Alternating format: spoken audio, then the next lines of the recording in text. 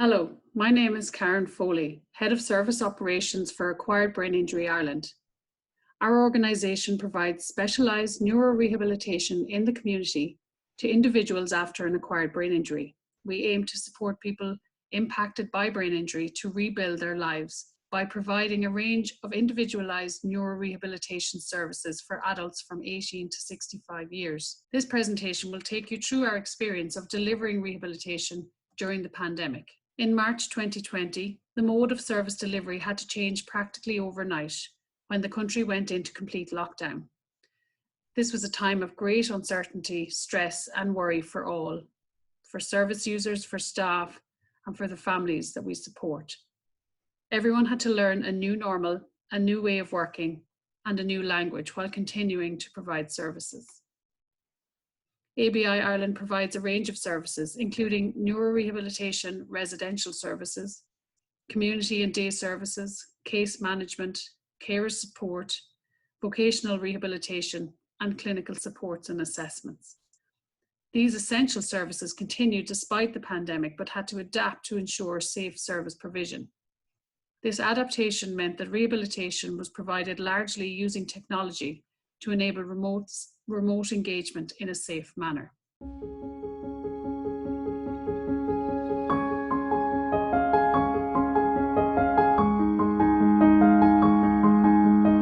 I guess at the start of this pandemic, our goal was really to try and just be there for people, maintain them, try and not let, the wheels fall off but it's been astounding and really fascinating for us in that, we've done far more than that. We've managed to not only just maintain people, but we've continued their rehab programs. They have continued to engage. They've progressed in their rehab.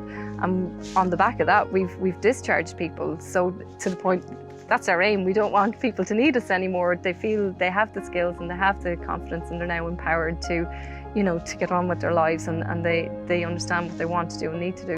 Within probably 48 hours, we'd moved everything to Zoom. So I think Friday the 13th was the last day in the building before the country went into full-on lockdown in 2020.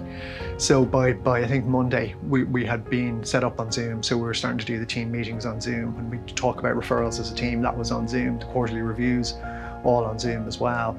And then we moved the one-to-one client work to being online as well. So doing the therapy stuff over Zoom.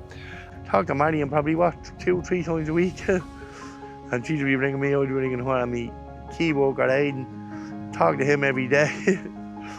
So it's thank God for phones. We set up Zooms, so we were really impressed with actually how successful it were. I don't think we could have actually anticipated how successful the groups are. So we've built it up. We now have 10 groups a week, so lots of different things on Zoom. Like last year we ran a horticulture grow it yourself group. I actually yesterday just got sent a picture of the clients still have their window boxes with all their herbs that they grew. Lots of different, so there's so much possibilities to do over Zoom that we just didn't think it was going to be possible. And the feedback from the clients has been so positive. We are working smarter in some senses. We are doing things, even using WhatsApp video, and I do that with my physio colleague to get into very like hand function or looking at gait patterns or mobility or whatever. So we've had to be creative. We had to be more creative. We've had to find ways around working around things. The other positive I'd say is that we would have had maybe people who couldn't attend regularly because of the distance to travel, and now they can maintain with us on a weekly basis. That wouldn't have been an option for them before. So we would have, I know one particular client that I would work with would have linked in every 6 weeks because of travel, and now links in weekly. So it has helped with all of that element of things as well. So it's been great that we've been able to have the both.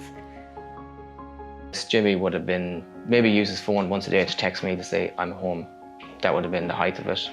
Where now he's had to learn how to use a laptop for a full day. Then he's had to use his Zoom calls, emailing, using Google Documents, all this stuff that would have been completely alien to him a year ago. He mentioned before himself, he's getting distinctions, merits, and that's something now that I suppose we would never have put in as a goal because it was something that he just didn't want to do, where now if we had put it in as a goal, it would have been, you know, a massive kind of big green tick there. But it's just the way he's had to evolve with that, and now when he does come back, sure, he's going to have these skills now that he's learned through COVID. You know, I suppose his silver lining. I think the team itself and the clients have found new strengths throughout this pandemic. I think it was very challenging to maintain all those goals, maintain those relationships with family, and still achieve what they were setting out to do. So I think that has given great confidence to teams and to staff in their abilities to be able to adapt, because that's the core of what we do. We adapt to the challenges that come up, and we are creative with the strategies that we implement to overcome these things. So I think everybody has gotten a new sense of energy from this kind of, and a new sense of confidence in what we do and the work that we do. We carried out a survey to provide a snapshot of how our service users experienced using technology to access rehabilitation during the COVID-19 pandemic.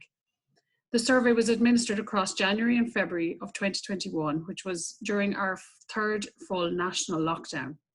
We used SurveyMonkey software with 9 questions, 8 of which were multiple choice and 1 of which was open-ended.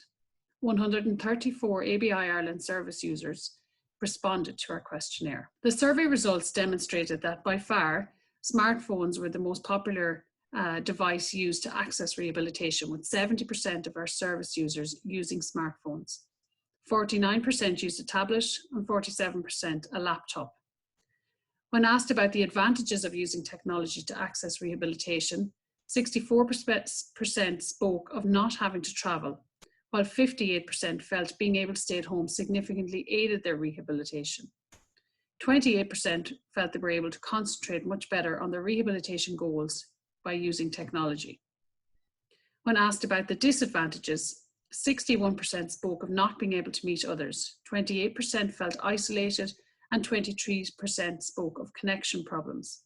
Qualitative feedback here was quite strong and brought home the issue of loneliness and isolation very strongly, with a clear message that technology cannot fully replace the quality brought about by face-to-face interactions. 74% found technology as a helpful tool in terms of accessing rehabilitation, while 61% found it easy to make the switch. 79% said that they would continue to consider using technology as part of their rehabilitation for the future. Thank you for your attention. If you'd like to get in touch, please feel free to contact me on the email address provided.